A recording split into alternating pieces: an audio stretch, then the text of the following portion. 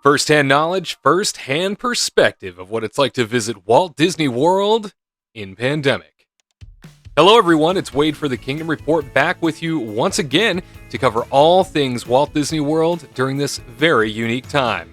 Helping to provide you with the information, the context, and the first-hand experience of what it's like to visit right now so that you can make the best possible decision for yourself and your family. Hey, make sure that you're subscribed to us so that you don't miss anything that we produce. We're more than just this series, but as a reminder, we're also this series, so you can check out the rest of the In Pandemic series here where we do our travel reviews, our hotel reviews, our park stays, you name it. We've got all of the videos in a playlist for you, worth checking out. We're here at the Magic Kingdom today. We're just off the left-hand side of Main Street as we walk towards the castle. We are stopping in front of this beautiful building right next to Casey's Corner is, in fact, the Crystal Palace. That is what today's Disney Dining Review is all about at the Magic Kingdom. It is a splendid dining experience. You can dine in a place that's inspired by Victorian greenhouses of the late 1800s.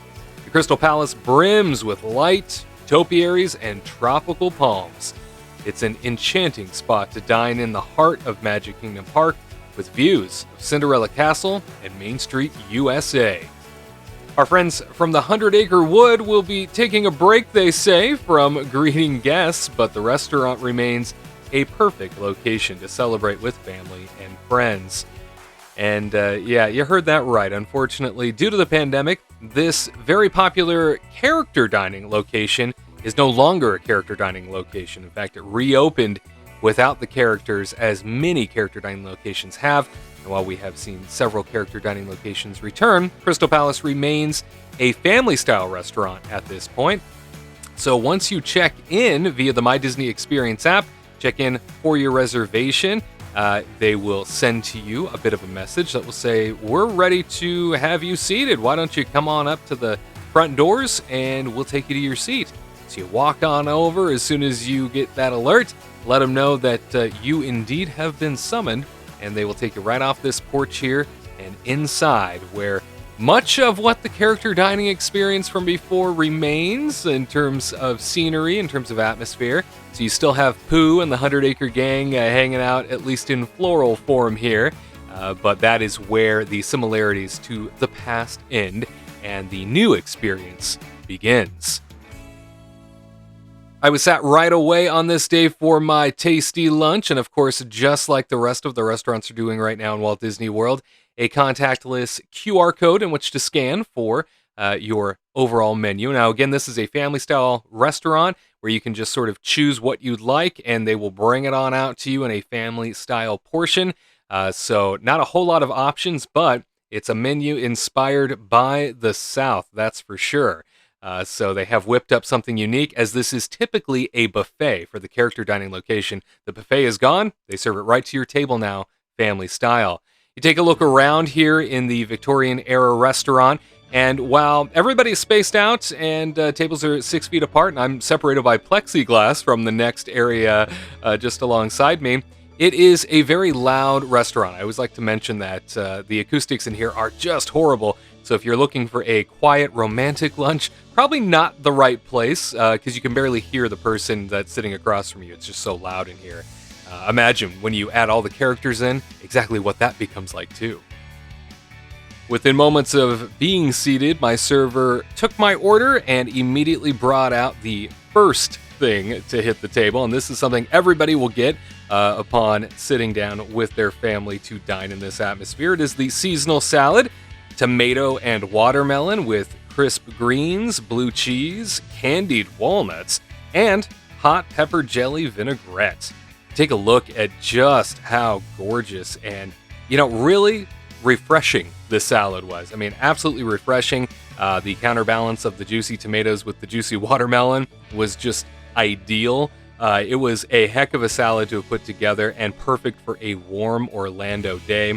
As I understand it, being a seasonal salad, the salad has changed as of right now. So the salad has now moved into being mixed greens with cucumbers, tomatoes, carrots, pickled onions, candied pecans, and red pepper Dijon vinaigrette. We move on now to the home-style cornbread muffins and cheddar bacon cornbread muffins.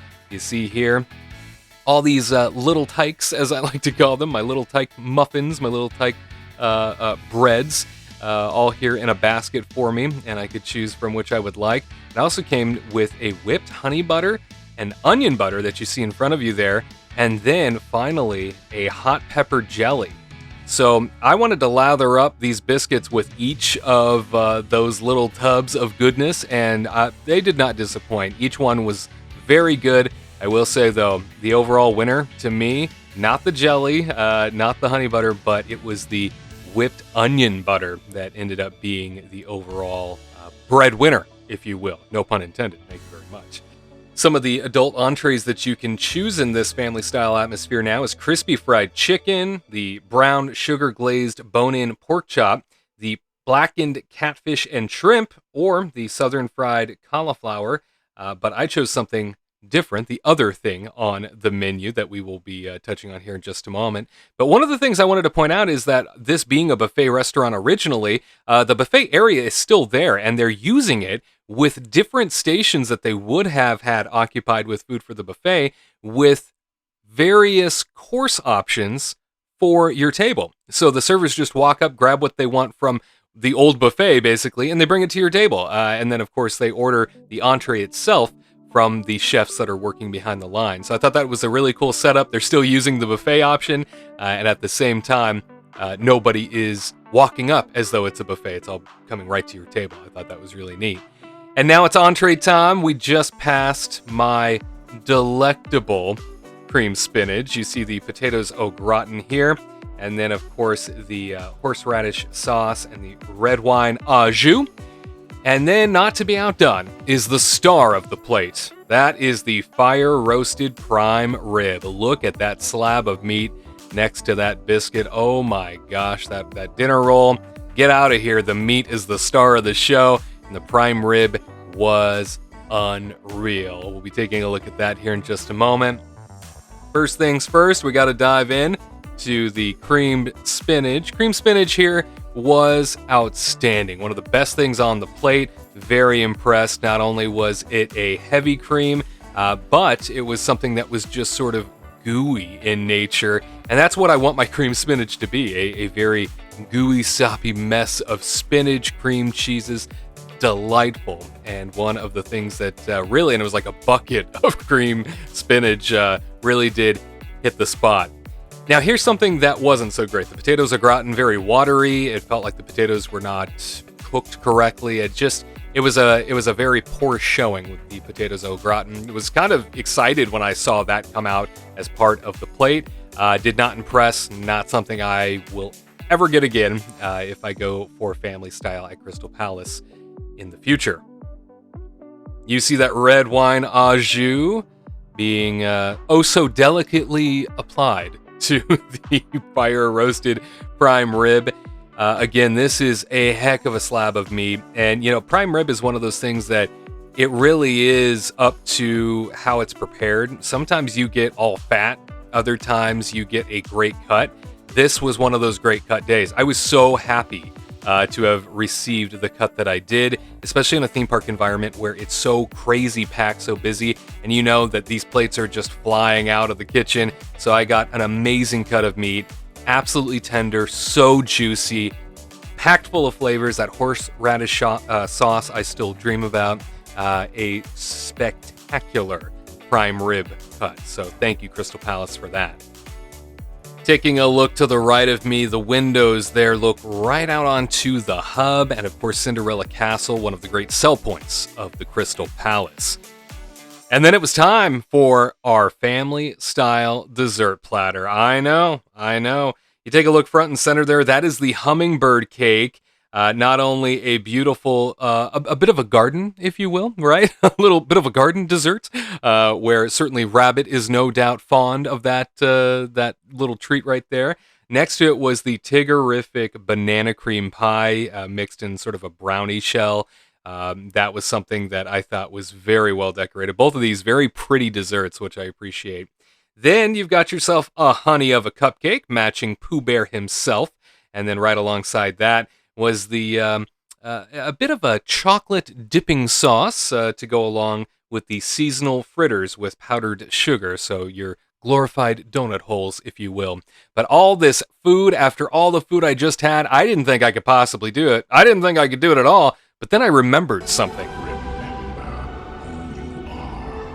I remembered who I was, and I dove head first with that wisdom into the hummingbird cake. Yes, I did. The hummingbird cake ended up being something that was quite mild. You know, it looked like it was going to be packed full of all kinds of sweetness. It was at the same time mild, so not so sugary, but very much a rich dessert with that cream cheese that was on it. So definitely something I like to point out. The Tiggerific banana cream pie here, this had all the right notes. I mean, this hit on all the right flavors for me. Very good, especially with the orange frosting, and then you had the whipped cream mixed in. The chocolate brownie crust around the banana cream pie was quite satisfying, I will say. The honey of a cupcake, you have honey mixed in the middle there with the red frosting, and then, of course, the vanilla cake that makes up the cupcake itself. This was something that was truly forgettable, not that great. Definitely something that I took a bite of and then left alone, and then moved right on over to the donut holes, or as they call it, the seasonal fritters, with the chocolate sauce here. Wanted to get some of that chocolate sauce on my fritter just to get the entire experience, so did a tiny little dip of the chocolate sauce, and it was good. Nothing to write home about on this front. Certainly nothing, that is revolutionizing dessert, but very decent. And I love having all these options. I think that is definitely something that's fun about the family-style dining and the platters. So you get to try a little bit of everything. But the winner right here, ladies and gentlemen, that is the banana cream pie, the Tiggerific banana cream pie. And then the check had arrived. It does come in the paper presenter right now for the sake of being able to be tossed after you are done.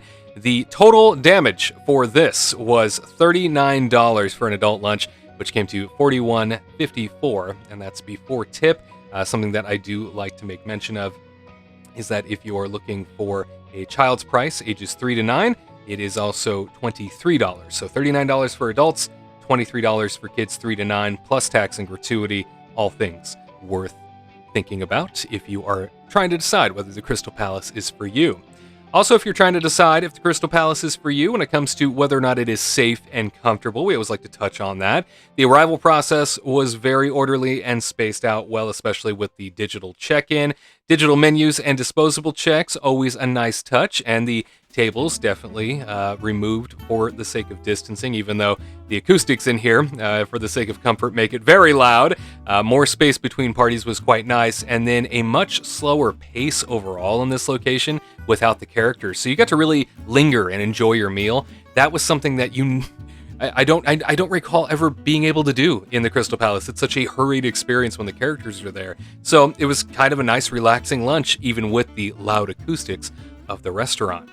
Of course, though, at the end of the day, you want to know, is it worth it? This Disney dining experience at the Crystal Palace just off of Main Street, USA, is something that I always tell people is worth at least trying. Now, when it's like this, right, when you have a family-style setup, not only is it in an excellent location where you have windows that look out onto Cinderella Castle and the Hub, it is a beautiful Victorian atmosphere, absolutely gorgeous restaurant.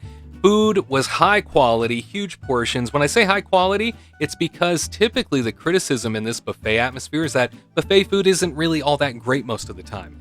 The food was fantastic here, and the pricing was spot on. $39 for adults, once again, $23 for kids ages 3 to 9, plus tax and gratuity. All totally worth the experience. My server was excellent. In fact, the entire cast at Crystal Palace, top notch, very impressed. And this family-style setup without the characters right now, a very cool, unique experience that I encourage everybody to check out the next time they are in the Magic Kingdom. Hey, make sure that you're subscribed to us with the notification bell turned on, and hit that thumbs up button if you like what you saw.